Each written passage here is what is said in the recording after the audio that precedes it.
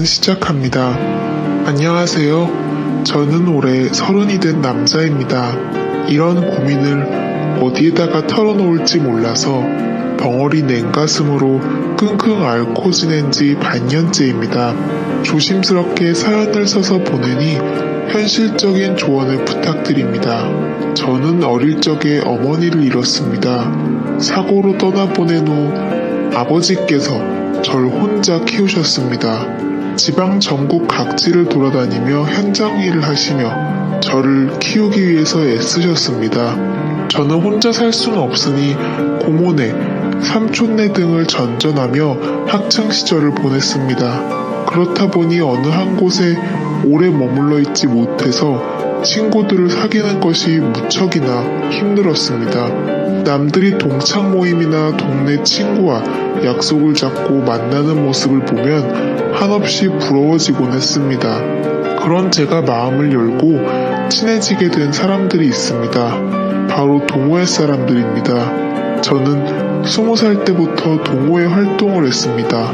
다름 아닌 절약 동호회라는 모임입니다. 여타 동호회처럼 먹고 마시고 어울리는 곳이 아닌 절약하는 방법에 대해 논의하고 정보를 나누는 곳이었습니다. 이렇게 현실적인 동호회 활동을 하게 된 이유는 바로 가정환경 때문이었습니다.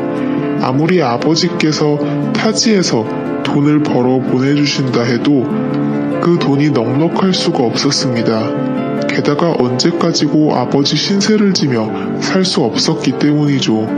대학의 진학도 그런 이유로 포기했습니다. 솔직히 저는 공부하는 것이 무척 즐거운 사람입니다.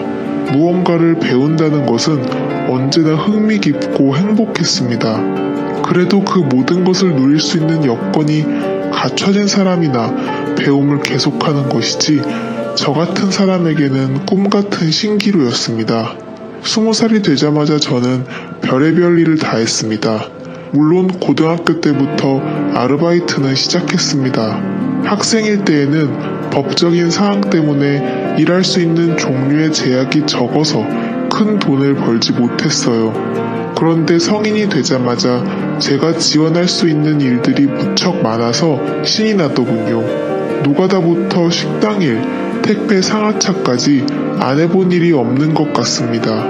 그렇게 다양한 일을 하던 중 이렇게 여러 가지 일을 이것저것 하다가는 전문적인 노하우를 쌓는 게 어려울 것 같다는 생각에 좀 더 세분화된 일을 해보기로 마음먹었습니다. 그렇게 제가 집중해서 일을 하게 된 것이 바로 요식업입니다. 초기에는 아침에 주방 보조로 재료를 다듬고 점심 저녁에는 배달을 하며 식당에서 일을 하기 시작했습니다. 이후 주방에 있는 시간을 점차 늘리게 되었습니다.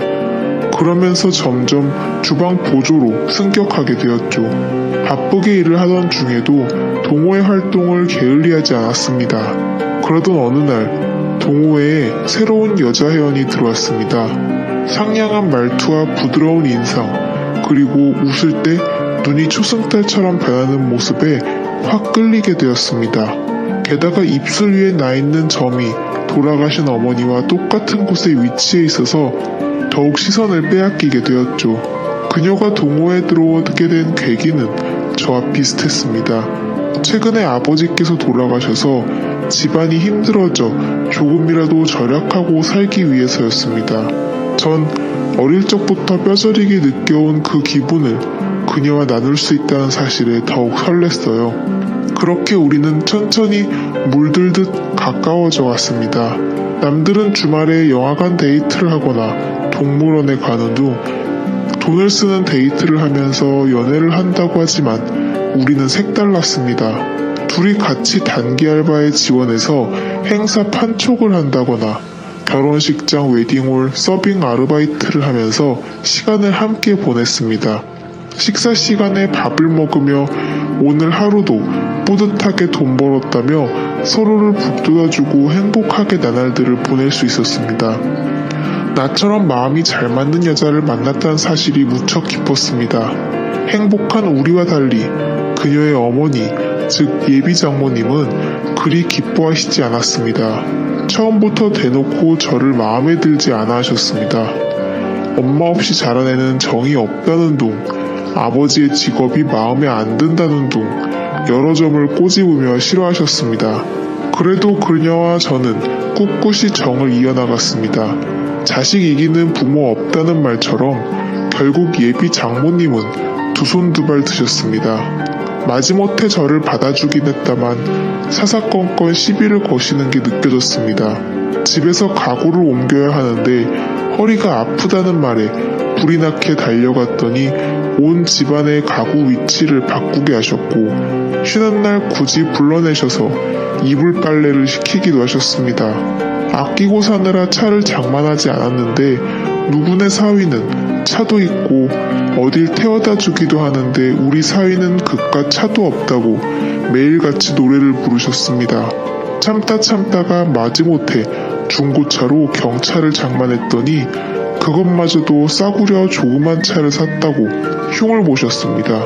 이런 경차로 우리 딸 데리고 다니다가 사고 나면 바로 큰일 나겠다며 투덜대셨죠. 그런 예비 장모님의 모습에 집사람은 그만 좀 하라고 말렸습니다.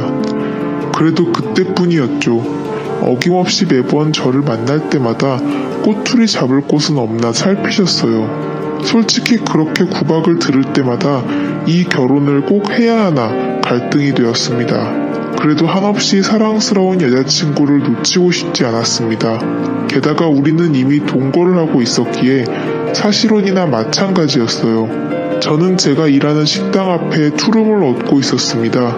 여자친구는 다른 지역에 자취를 하고 있었는데 그녀가 일하는 회사가 저희 집에서 그리 멀지 않았습니다. 그래서 우리는 이렇게 양쪽 집값을 낼 바에는 하나로 합치자고 생각 들었어요. 그 당시 우리나라 정서에 맞지 않게 동거로 시작하는 게 좀 잘못이진 않을까 싶었지만 저희가 만나게 된 계기가 절약하는 동호회인 만큼 돈에 대해서는 민감했기에 합치기로 결심했어요. 막상 같이 살게 되면 다툰다고 하지만 우리는 그 모든 게 행복했습니다.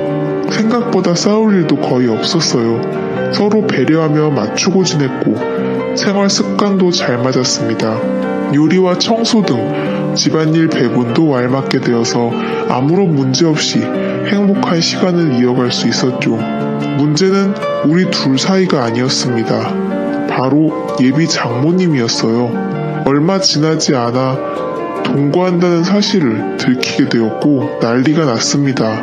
애미 없이 자란 애랑 만나더니 우리 딸이 발랑 까지게 되었다며 원색적으로 저를 비난하셨습니다. 대체 제 어머니가 일찍 돌아가신 것과 무슨 상관이 있다고 그렇게 말씀하시는 것인지 너무나 서운하고 속상했지만 동거 자체가 그리 좋은 건 아니기에 대꾸하지 않았습니다. 동거 사실을 들키고 난 뒤 결혼에 대한 이야기가 급속도로 진전이 되었습니다. 이렇게 살 바에는 차라리 결혼을 하라고 하셨어요. 의외로 결혼에 대해서는 관대하신 모습을 보고 깜짝 놀랐습니다. 한켠으로 다행이라고 생각했어요. 그래서 아버지께 말씀드린 후 상견례를 하기로 했습니다. 약속된 상견례 날 저희 아버지는 갖고 계신 단 한 벌의 양복을 꺼내 입고 오셨어요. 비록 많이 낡고 유행에 뒤처졌지만 깔끔해서 괜찮다고 생각했습니다. 그런데 그 모습도 예비 장모님은 마음에 들지 않으셨나 봐요. 서로 사돈댁이 처음 인사하는 자리에 후줄근한 옷을 입고 왔다고 두고두고 제 앞에서 흉을 보셨습니다. 마누라가 없으니 그런 것을 옆에서 가르쳐줄 사람도 없다며 말이죠. 그래도 우여곡절 끝에 상견례를 마치고 결혼식 날짜를 정하게 되었습니다. 저희는 지금 월세방 계약이 끝나는 12월에 결혼식을 올리고 싶었습니다. 그러나 예비 장모님께서는 사주팔자를 보러 다녀왔는데 둘이 합치는 날을 10월로 해야 앞으로 돈이 많이 벌리고 손주도 빨리 볼 수 있다며 꼭 그 달에 해야 한다고 하시더군요. 저는 그런 것을 믿지 않았지만 여자친구는 자기의 엄마 성격에 절대 10월로 밀어붙일 게 뻔하니 그냥 그렇게 하자고 하더군요. 한숨이 절로 나왔지만 어쩔 수 없었습니다. 집주인에게 10월에 방을 뺀다고 말했습니다. 그러자 계약보다 2달이나 먼저 빼는 건 안 된다고 예정대로 12월까지 월세를 내야 된다고 하더군요. 2달치 월세가 그냥 꽁으로 나갈 생각을 하자 속이 쓰렸습니다.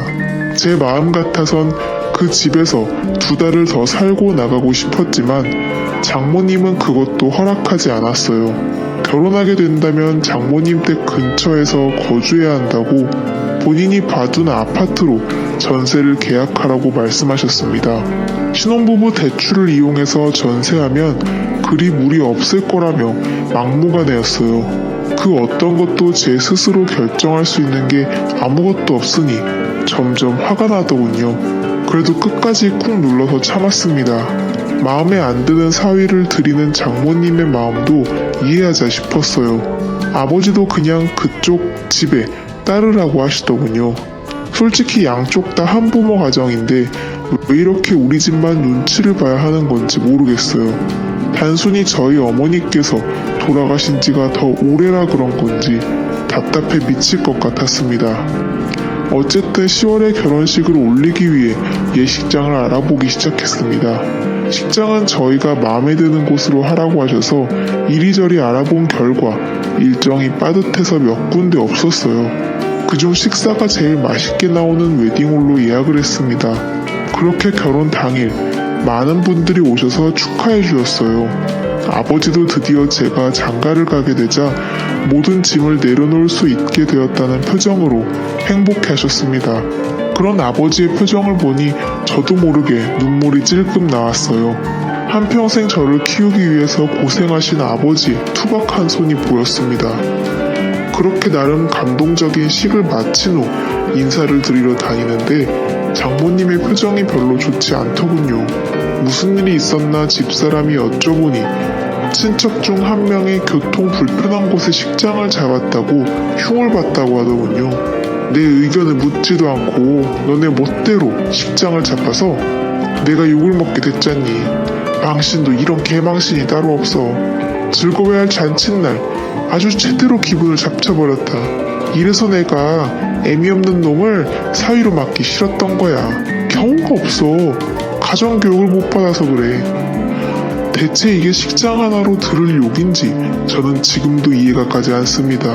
게다가 저희가 알아서 잡으라고 말씀하셔놓고 이제 와서 의견을 묻지 않았다고 화를 내시는데 돌아버릴 지경이었죠. 제 표정이 심상치 않자 집사람은 저를 달래기 바빴습니다. 우리 엄마 입이 워낙 좀 걸어서 자기가 좀 이해해줘.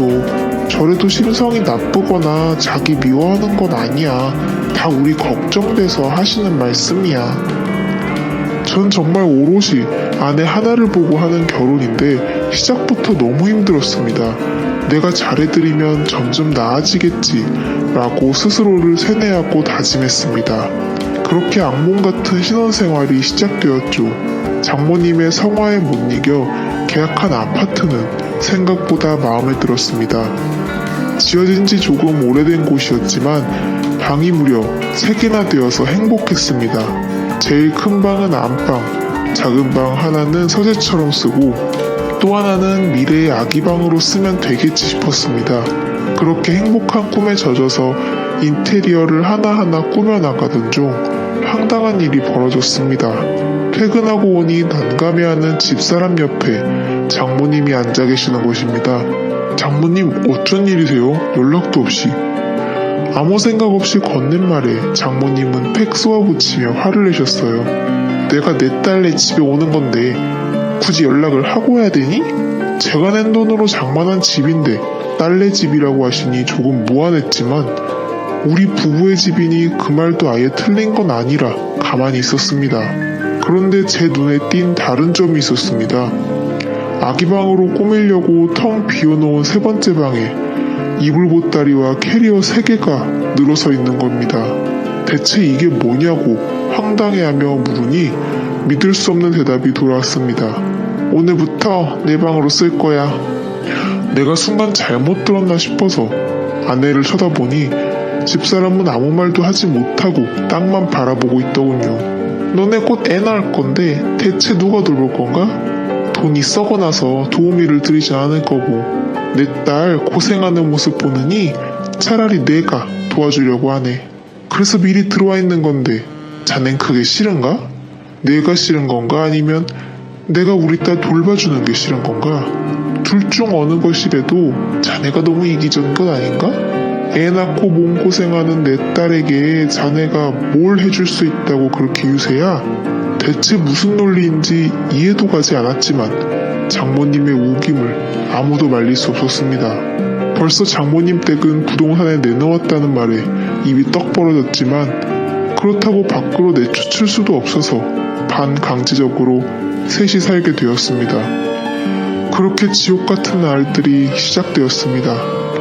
아침 일찍 일어나지 않으면 그렇게 게을러서 우리 딸을 어떻게 먹여 살릴 거냐고 구박하셨고, 샤워하는 동안 물을 세게 틀어놨다고 땅 파서 돈이 나오냐고 낭비가 심하다고 화를 내셨습니다.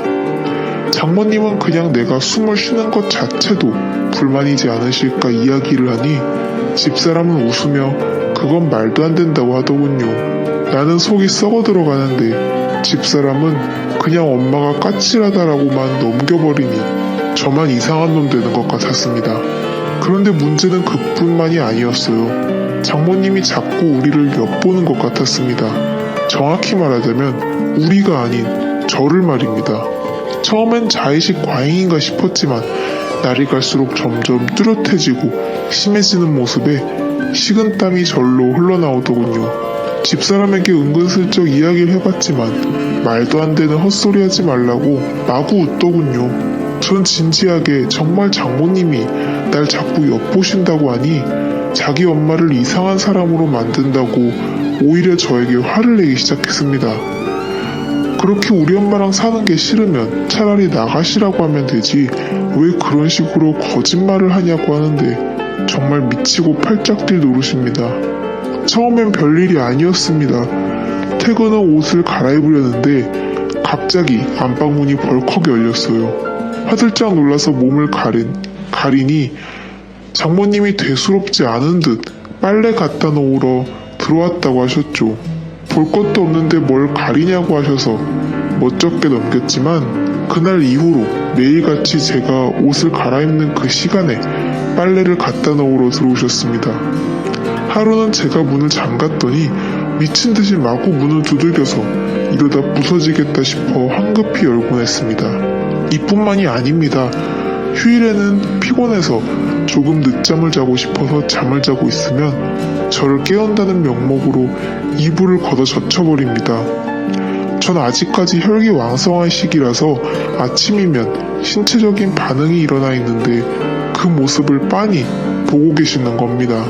너무 당황해서 서둘러 가렸더니 딸만 키워서 처음 보는 광경이라서 눈을 못 뗐다고 하시는데 저는 할 말이 없더군요. 또한 소파에서 낮잠을 자고 있는데 뭔가 기분이 이상해서 일어나 보니 제 티셔츠 속 안으로 장모님 손이 들어와 있었습니다. 놀라서 뭐 하시는 거냐고 물어보니 제가 잠을 자면서 막 헛소리를 하고 식은땀을 흘리길래 열이 있나 어디 아픈 건가 싶어서 열을 재려고 했다고 하시더군요. 보통 열을 재는 것은 이마에 손을 대지 않습니까? 그런데 티셔츠 속에 복부에 있었으니 이건 정말 이상하다고 느낄 수밖에 없었습니다. 그러던 중 제가 정말 정색을 하고 화를 낸 적이 있습니다. 화장실도 제가 씻을 때 가끔 불쑥 문을 여시길래 항상 습관적으로 잠궈놓고 씻기 시작했습니다. 그러던 어느 날 퇴근 후 씻으려고 화장실에 들어갔는데 문 손잡이에 잠금 버튼이 없는 겁니다. 황당해서 이리저리 둘러봐도 없길래 물어보았더니 집사람 왈 장모님이 공구로 뽑았답니다. 대체 이걸 왜 뽑았냐고 어이없어서 여쭤보니 요즘 테레비 속에서 안 좋은 이야기를 들었답니다. 연예인들이 가끔 우울증이 오면 그렇게들 화장실에서 안 좋은 선택을 한다며 잠겨있으면 구조하기 힘들어서 골든타임을 놓친다고 그걸 방지하기 위해서 화장실은 잠금 장치가 있으면 안 된다고 하더군요. 그 말에 어이없어 하고 있는데 집사람은 오히려 장모님의 말을 신뢰하는 모습이었죠. 아내는 똑소리 나는 여자인 줄 알았는데 자기 엄마의 말이라면 저렇게 맹목적으로 믿고 있다니 참 아이러니했습니다. 더 이상 이 집에서는 맘 놓고 씻지도 못하겠다는 생각에 사로잡혔습니다.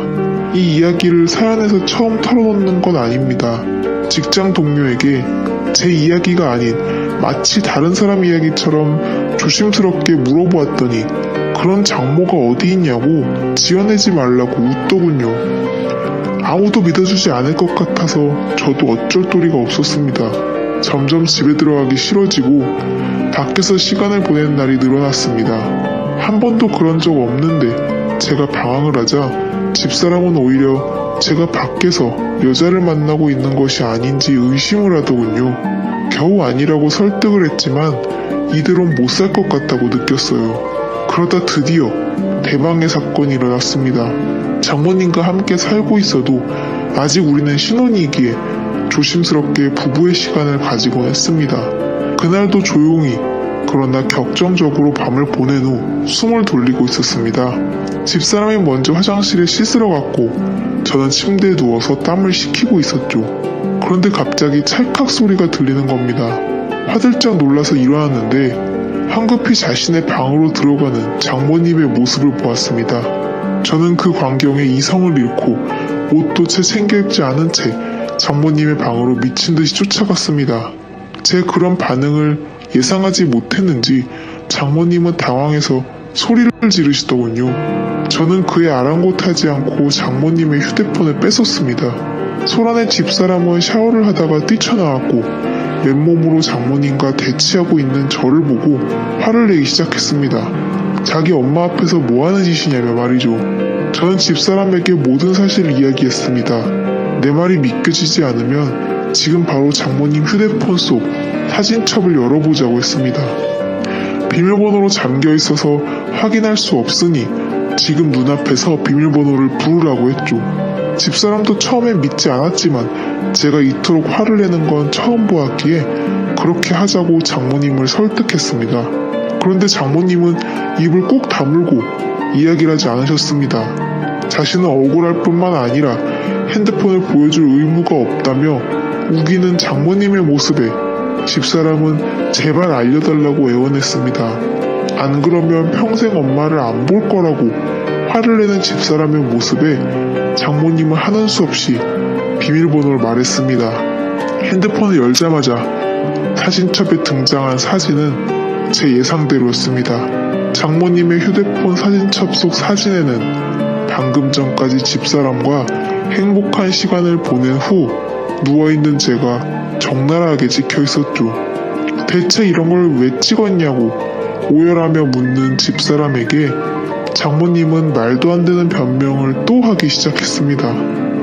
아니 무당이 말하길 부부관계 직후 신랑을 사진으로 찍으면 아들을 갖는다고 했단다 얘. 난 무당이 시킨 대로 한 것뿐이야. 이번 일은 집사람도 장모님의 편을 들지 않았죠. 차마 모녀관계를 끊을 수 없으니 그냥 이 집을 나가달라고 이야기했습니다.